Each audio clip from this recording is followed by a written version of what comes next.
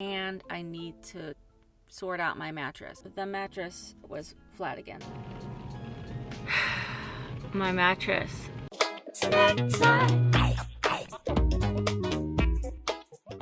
Hello Snack Pack, welcome back to Travel Snacks. Today's episode is all about getting the best airbed for your back seat to make you the most comfortable while you sleep in your car. While living in my car, I tried a total of 5 mattresses, and at the end of this video, I'm going to tell you the best one that I think that is worth it while living or sleeping in your car. So let's jump right in. So you've decided that sleeping in your back seat is going to be the best bet in order to save you some money. Well, before you jump on Amazon and just buy the first air mattress that you see, let's go over a few things you're going to want to think about before you make your purchase. There's 6 categories that are important when you're shopping for an air mattress. Probably more, but these are the 6 that were important to me. These are in no special order, although they should be, and I'll talk about each one of them briefly. Number 1, does it fit in your car? Now, the only mattresses I'm going to be talking about in this video is going to be for a regular car, a sedan. It's not going to be the ones that are suitable for SUVs because those are a little bit different and you have more room in an SUV. I don't have any experience with those, so I'm not really going to talk about those. You want the mattress to fit in your back seat nicely, so you'll have to measure and look at the measurements on Amazon or wherever you're going to get it so that you can make sure that it's going to fit. Most of the air mattresses will fit in all standard sedans and cars, but you'll want to measure just to make sure. Number 2 is price. Typical prices for air mattresses range from $30 all the way up to over $100 and everything in between. And we'll get to that in a few minutes. 3, comfort. This is one of the most important things when you're living or sleeping in your car. You want to have a comfortable night's sleep, and so you want to get the best mattress that you can afford. Number 4, reliability or durability. Even if you get a wonderful mattress that feels good and is comfortable, if it only lasts you a couple weeks and it starts to deflate, it's not going to be worth it. And if you watched a good deal of my videos when I went on my Southern States journey, you'll know that it had so many problems with the mattresses that I chose until I found one that really worked so much better. Number 5, compactness. I don't mean compactness in the back seat.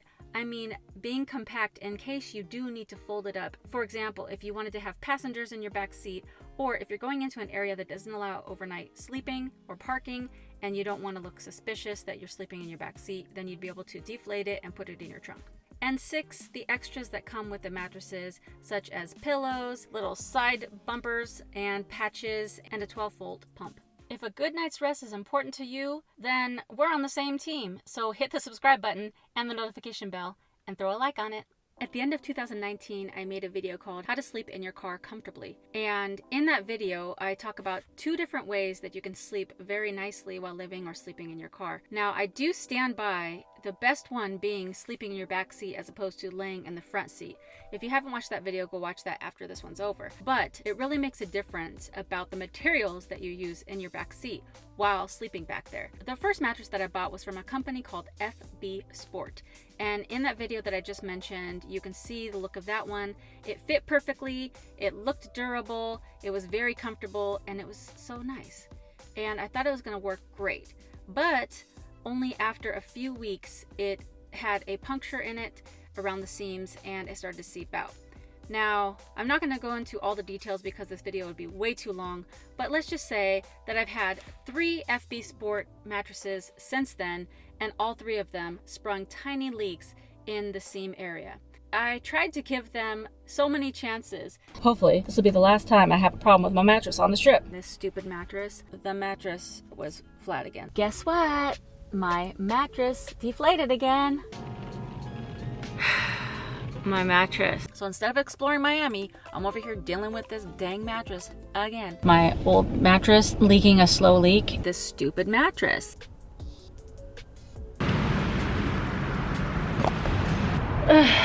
And as you can see, I have 1, 2, 3 mattresses from FB Sport. I kept buying them because they were only between $30 and $32 on Amazon. And I thought, you know what, is a $60 one gonna be that much better? And I'll get to that in a minute. You could tell that with the FB Sport and similar mattresses, you got this type of material.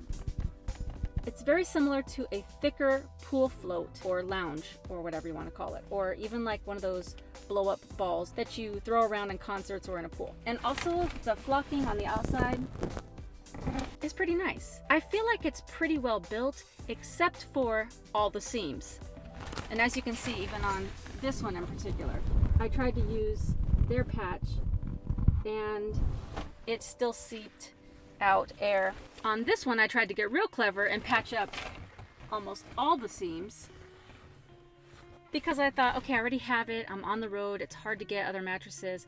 And so I went to Joann's Fabric and I bought a roll of vinyl for like $1 and some PVC glue and tried to patch these up.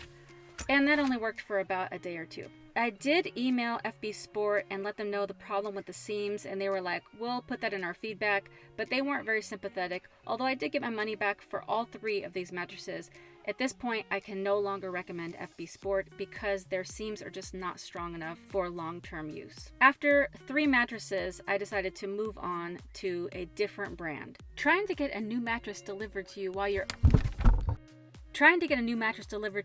on the road is a pain, but because of all the trouble I had with the FB Sport mattresses, I finally decided to spend $10 more and get a $40 mattress delivered to me. Now, one thing I didn't mention is that with these air mattresses, they're pretty much in 2 different parts. The mattress part is just like the flat part that blows up, and then there's the seat gap that fills in the area where you would usually put your feet if you were a passenger in the back seat.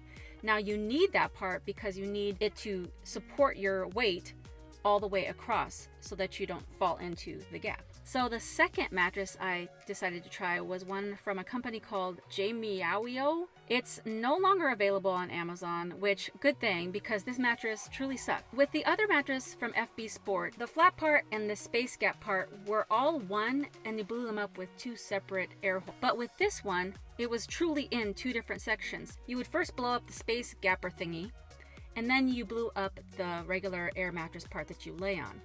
Now the problem with that is that the air gapper blew up into a curve so that when you laid the air mattress on top, it was just wobbling and it wasn't very supportive. And also that mattress, the material that it was made from was very thin and it just felt like you were laying on a pool float and it just wasn't high quality. And I thought for $10 more, this one sucks.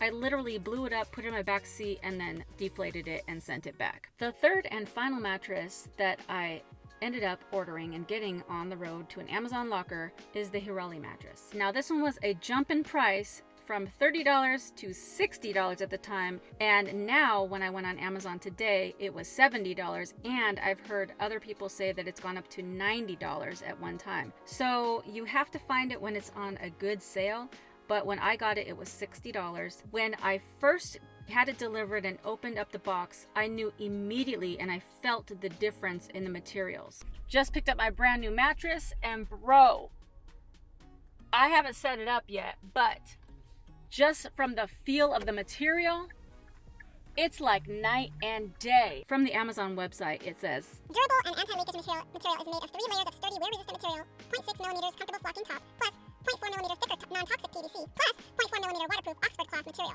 And I can tell you from just the feel of this mattress and by using this mattress for over a month, it definitely has held up. The flocking looks like the other one, but it feels much thicker. You can see right there. But the biggest difference is on the other side, where the material is textured. It's very strong and very durable, and I don't see the seams leaking like it did with the FB Sport mattresses. Now, all these mattresses come with a bunch of extra stuff like 2 of these blow-up pillows, a carrying bag. Each one gives you a pump, which I have a lot of pumps, and they each give you some patches. I really didn't want to spend the extra money, but $60 to $90 is definitely worth it for a good night's sleep, especially if you're sleeping every night in your back seat. A few other options that I thought about using or heard somebody recommend are these following things. When my FB Sport mattresses kept deflating, I thought, okay, well maybe I should get a child's crib mattress or a toddler bed, and I went to Walmart and looked, but the mattresses are too short, so your legs would be falling off the end. Unless you're just like under 5 feet, it's probably not going to work great. So I decided to rule that one out. Number 2 is to get a very large dog bed. That one wouldn't be as comforting in the back seat, and again, that's going to be too short. And then I thought, well, maybe I should just get a pool floaty and just put that in my back seat. But that was way too long, and it didn't give me any support in the space gap for my feet. And then in one of my comments, somebody recommended using a lounge chair cushion.